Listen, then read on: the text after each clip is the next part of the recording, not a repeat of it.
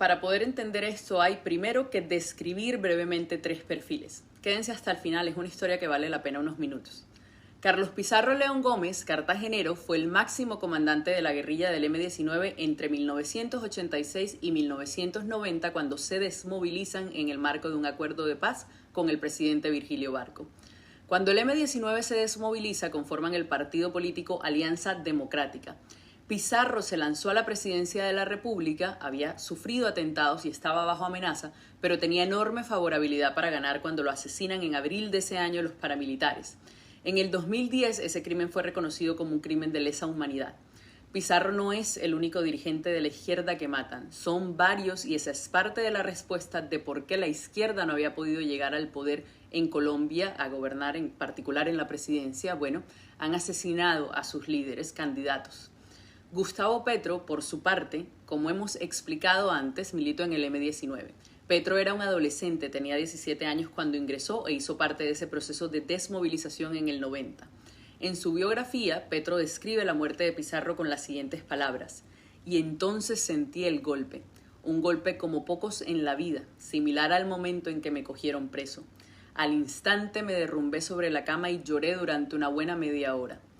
Petro también describe una reunión entre Pizarro y Barco, el presidente, en la que firman un acuerdo cuyo objetivo era convocar a una Asamblea Nacional Constituyente. Asamblea que, como sabemos, se convocó y nos dio la Constitución del 91, esa que tanto defendemos. Y Petro dice, ese fue el último acto político de Pizarro y fue un logro hermoso en términos históricos. Después de tantos años de lucha en el monte, el pueblo colombiano a través del voto podría ser el encargado de determinar el resultado de nuestra lucha y de la transformación del país. Ahora, María José Pizarro es hija de Carlos Pizarro. Tenía apenas 12 años cuando asesinaron a su padre. Tuvo que vivir fuera del país, exiliarse durante algunos años. Ha trabajado por la paz y fue representante a la Cámara en 2018 y hoy senadora por el Pacto Histórico. Ayer, día de la posesión, María José llevaba en su espalda la imagen de su padre. No simplemente decidió llevar la imagen, sino que esa pieza fue elaborada en el marco de un proyecto de paz y reconciliación en el que participaron 30 personas. Había familiares de soldados, víctimas del conflicto, excombatientes. ¿Por qué es entonces el momento en el que Pizarro hija le impone la banda presidencial a Petro tan importante? La hija de un líder de izquierda asesinado en el marco de un proceso de paz, una víctima de la guerra, le impone la banda presidencial al primer presidente de la izquierda en Colombia, que llega al poder 32 años después del asesinato de su padre resultado de la violencia paramilitar. Y lo hace además en un contexto en el que Colombia recién firmó otro acuerdo de paz que Petro, como presidente electo, se compromete a cumplir. Esa violencia paramilitar sigue viva, pero ya no pudo frenar una elección. Eso nos dice algo de la historia que ha cambiado para bien en Colombia.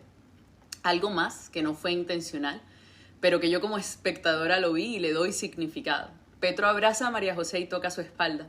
Por eso lo que yo veo es que al mismo tiempo abrazó y tocó la imagen de Carlos Pizarro, el hombre con el que alguna vez militó y que no pudo ocupar el cargo que él hoy ostenta porque a él lo mataron.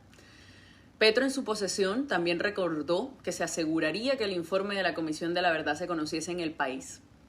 Bueno, ¿por qué eso es relevante para víctimas como María José? Porque ese informe también recoge la historia de su padre. Página 108 del capítulo de hallazgos. Hubo un genocidio de todo un partido, la UP, y para las elecciones de 1990 habían sido asesinados 4 candidatos presidenciales, incluido Luis Carlos Galán, quien era el favorito para ganar la presidencia, Jaime Pardo Leal, Carlos Pizarro y Bernardo Jaramillo. Todos ellos representaban de una manera u otra el cambio. ¿Con qué bandera se hizo elegir 32 años después el proyecto del Pacto Histórico? El cambio. Las palabras que escribió Petro en su biografía se pueden parafrasear casi exactas para hablar de su propia elección. El pueblo colombiano, a través del voto, fue el encargado de determinar el resultado de los últimos años de lucha, pero desde la legalidad por la paz. Y así entonces determinar la transformación de este país. Como lo he dicho aquí antes, es esa la esperanza con la que muchos millones votamos.